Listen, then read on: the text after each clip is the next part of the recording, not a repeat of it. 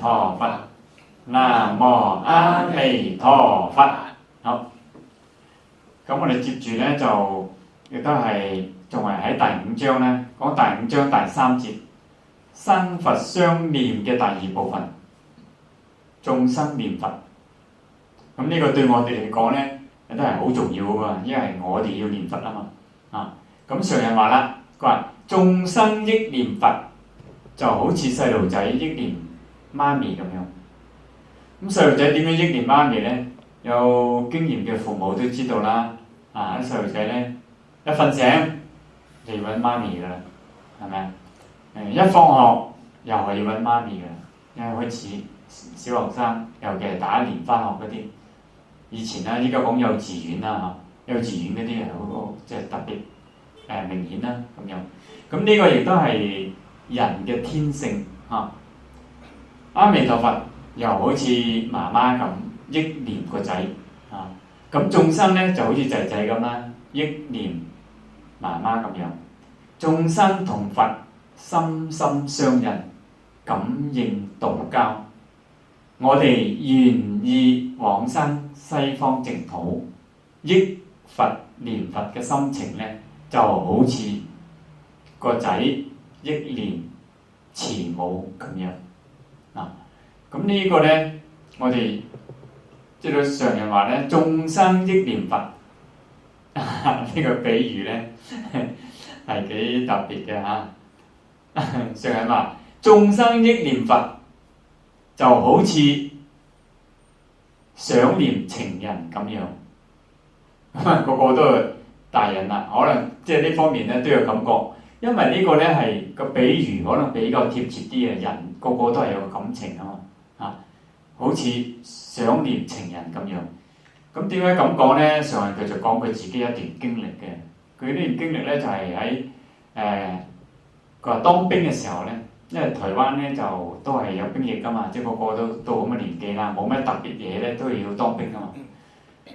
咁佢話同埋班咧就有一個戰友，咁佢晚上咧成日都瞓唔着噶喎，嗰位戰友。咁瞓唔着，經常喺張床度點來點去。咁即係嗰啲可能係上下鋪噶啦，係嘛？咁喺上床點嚟點去，下邊嗰個咧亦都唔使瞓噶啦，係嘛？真係好有感覺點嚟點去咩事咧？當然係問佢啦，咩事啊？成日咁點係嘛？溝通下，知道原來佢咧就成日都掛住佢女朋友，就係咁。咁呢個人之常情啦，好多人都經歷過呢啲咁做乜嘢？都係恍恍惚惚，心不在焉，又係嘅咧。點解啊？因為掛住女朋友啦。咁可想而知咧，佢心心念念都係喺度掛住佢嘅女朋友，所以就係上人講我頭先嗰個，就好似掛住情人咁樣嗰種心情。佢話我哋原生極樂嘅心情咧，亦應該係心心念念都掛住往生。我哋同阿彌陀佛嘅關係就好似情侶咁，你要即係上升到各種嘅階段嘅級數，人容易明白上人話身無彩鳳雙飛翼，下一個人嘅心有靈犀一點通，你咁熟嘅到而家俾啲掌聲嘅一世嘅發言答得快，呢個都答得快嘅喎，原來後生仔係唔同啲咁個阿彌陀佛嘅功德咧，喺我哋心中咧，我哋嘅身心喺阿彌陀佛嘅光明之中我哋同阿彌陀佛就係機法一體。咁接住咧，上人咧就又講一個古仔喎，呢個古仔都幾得意嘅，就叫做善女離魂。咁呢個善女離魂咧，呢件事嘅發生喺唐朝。咁唐朝咧嗰時候咧有個人咧叫做張日，有個女叫做善良。咁善良大啦，就男大當婚，女大當嫁。咁大家都知啦，以前古代嗰個時候咧，全部都係父母去安排噶嘛。咁佢老豆話張日咧就安排佢就嫁俾一個叫做黃袖嘅人。咁因為佢哋好有緣分啦，所以一見面嘅時候咧，佢兩個又好合拍喎，好啱喎，兩個真係好 friend 喎，好夾得埋啦咁樣。咁點知咧，真係好景不長啊！咁就反悔，咁啊將佢哋嫁俾一個做官嘅，咁你睇佢哋知啦，係嘛？改嫁俾一個當官嘅，咁冇辦法啦，因為當時以前古代都係咁噶嘛，係父母作主噶嘛。咁既然間佢老豆張日咧就改變咗主意之後咧，咁變咗咧就被迫分開，搭船翻屋企。咁點知當個船咧泊岸嘅時候咧，先睇到嗰個善良咧就喺岸上邊同佢招手。哇！咁佢梗係好開心啦，走埋兩個咧就見面，咁咪傾下就冇嚟再，即係你知啦，後生仔女即係大家都好中意對方，又咁啱咁拍啦埋，跟住咧佢哋兩個咧就去咗四川嗰度，即係離開自己家鄉，唔喺家鄉啦，佢就離開四川，咁啊過兩個人嘅生活，開始組織個小家庭啊咁樣啊，咁一過呢啲生活咧就過咗5年。而且喺呢5年入邊咧，就生咗兩個仔，咁然之後咧，慢慢你知人咧就係咁啊。過咗5年啦，慢慢咧，始終都係有啲心思，想翻去探下個父母，係嘛？咁佢哋兩個咧就都帶埋仔女咧，就探親，翻去探娘家啦。佢都係搭船啦，都係坐船。咁我去到就嚟上岸嘅時候咧，佢就決定係黃袖一個人先，一個人上去。就揾自己嘅外父啦，係嘛？張日啦，去講下咁樣。咁去到見到張日嘅時候，就同張日就講呢件事啦。我哋咧就係生活咗5年，好好生活好唔錯，而且咁仲為兩位老人家咧生咗2個仔。咁張日一聽咧，即係佢就好唔相信，即係越嚟越覺得呢個黃袖咧喺度講嘢咧就語無倫次。點解佢會覺得呢個黃袖咧亂噏一通咧，語無倫次咧？因為佢個女阿善良咧5年前就大病，一直都瞓喺床度。你話同佢生活咗5年，又仲話生埋2個仔，有冇可能咧？咁冇辦法，佢就叫張日派人去船上睇下。佢話你唔使你派人去船上嚟睇下。真係你個女真係喺船上邊啊，同埋2個仔女咁。咁於是張人就冇辦法啦。聽日講得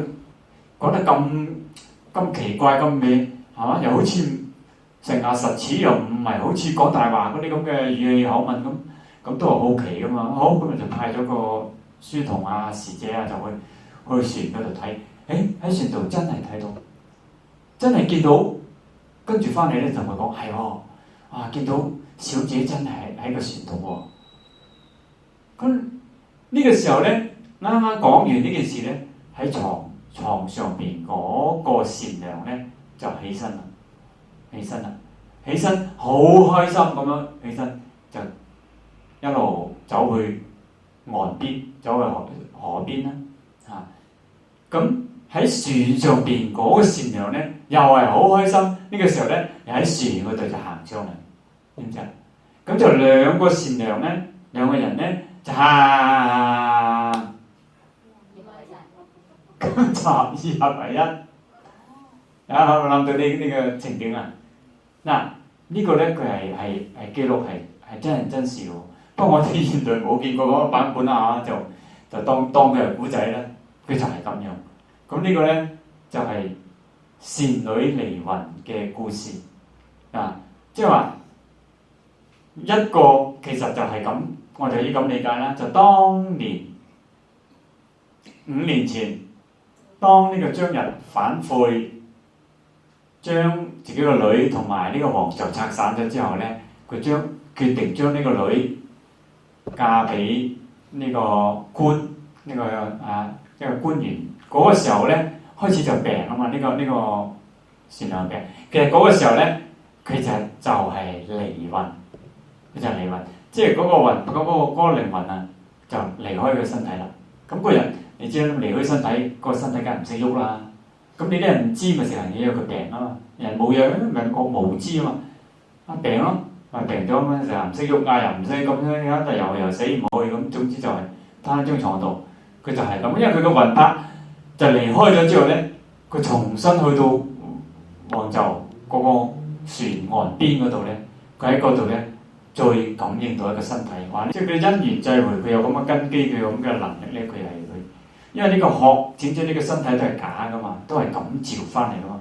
咁佢有能力可以感召到另一個身體，亦都係道理上係講得通嘅嚇。喺佛法方面係講得通嘅。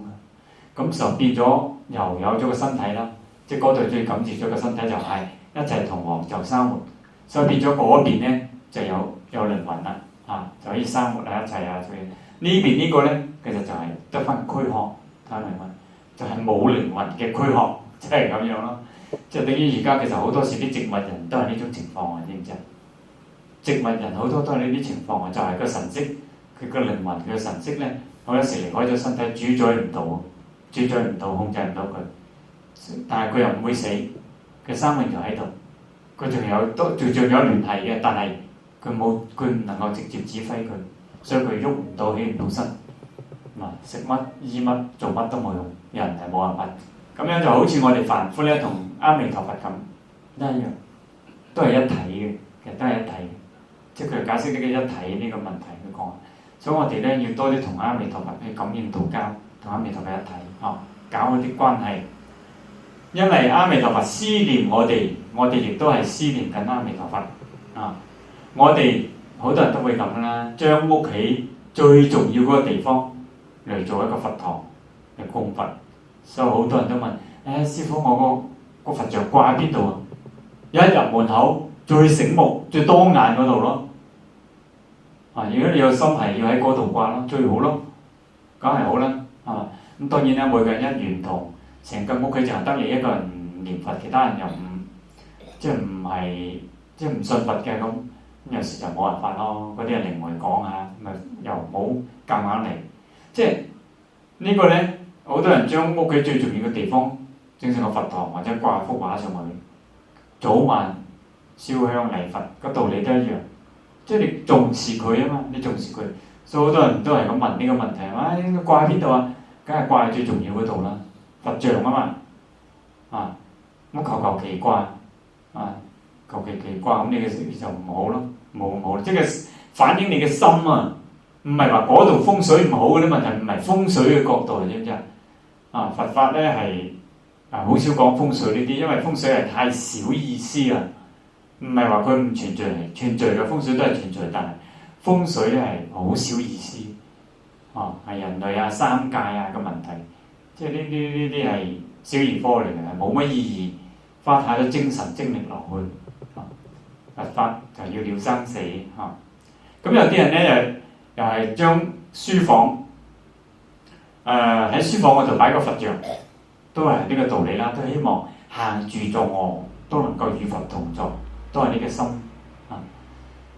呢個亦都好似情人之間咁啦，就係話會各自喺自己嘅書枱度掛上對方嘅乜嘢一幅相咯。咁依家可能係放個手機度啦，係咪？即係咁樣啦，擺個手機度啦，或者擺喺個銀包度啦，咁實體嘅照片就即係都係咁樣啦。無非個心態都係一樣嘅咁成日咧好中意舉例子呢度咧佢又舉咗一個例子，都幾好嘅呢個例子，我覺得都係咁佢咧就話有一個好中意煲劇嘅媽咪咁我哋香港人都係好多啦，係咪？中意煲劇嘅連續劇一路咁追落去，你唔好話即係連續劇呢樣嘢咧係好奇怪嘅，係會追㗎。我以前都係咁我以前都係咁，不過我係中意睇嗰啲歷史嗰啲劇集咩康熙帝國雍正王朝好少係好中意睇過，睇而家佢又最衰啊嘛，設計正咧到高潮你想睇落去嘅啫，佢就停，佢咪賣廣告係咪啊？跟住你好自然你又追，想睇下佢下邊點樣，呢劇我繼續睇落。你會發覺睇連續劇咧係幾個鐘頭眨眼就過咗去嘅。如果你念佛能夠咁樣，真係恭喜你你真係好犀利，真係有人會係咁樣噶。譬如印光法師嗰啲，佢咪係咁咯。印光法師，我相信佢念佛就係噶，好似我哋追劇咁樣所以佢講佢念佛係最能養神。我覺得佢講出呢句説話就係做到嗰啲人先做得，先講得出嘅。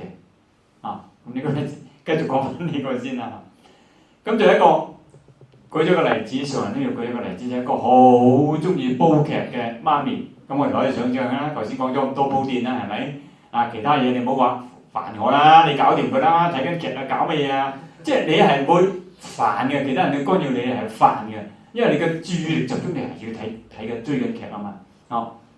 咁呢個時候，假如啱啱得到一個通知，醫院有個緊急通知你，哎呀不得了啦，你個仔車禍喎！唔好彩，車禍啊！而家喺咩醫院嗰度啊？要啲家屬即刻去啊！好，咁你話媽咪仲會唔會繼續追劇啊？頭先講咁多鋪墊，佢好巴閉，好犀利啊！一路追，乜嘢都干擾唔到佢。但係到呢個問題一出現咧，佢唔會㗎啦，佢冇心機㗎啦，佢睇劇都冇心機㗎啦。因為佢個心就諗住，哎呀，以前假如即係獨生子女嗰啲更加係啦，係嘛？又好即係好錫個仔嗰啲更加係，哇心都離埋，即刻個人咧就一下首先就肯定係窒一窒，亂一亂，惶恐不堪，手足無措，都唔知做乜好，突然間窒一窒咁，跟住你會諗，哎呀，依家講咩事咧？個仔點樣咧？有咩問題咧？有咩環境咧？而家，所以佢個心思第一時間咧就即刻就噼哩啪啦，梗係求其着件衫。呢個時候化妝都唔記得咗㗎啦，知唔知啊？以前出街冇半個鐘出唔到去啦，係咪？試下呢件衫，試下幾件衫，照下鏡，照嚟照去又咁抹，又咁化。依家唔記得晒啊！即刻除下少攞件衫着住，跟住最順手嗰對攞對鞋着就衝落街啦。衝落街就打的啦，係嘛？一見到的士就截的士啦，咁樣好似狂咗咁嘅人咧。即係全副精力佢就集中喺嗰件事嗰度啦，已經係咪？可能上車又唔係攬安全帶啊，閂道門又大力啊，咁個司機咧梗係有啲唔中意啊，可能提下佢啊，咁講下幾句嘢啊，佢都冇心機聽啊，都聽唔到啊，一味心思就係諗個仔個會點樣啊，甚至乎如果覺得塞車啊，你係有問就司機有冇大條路㗎？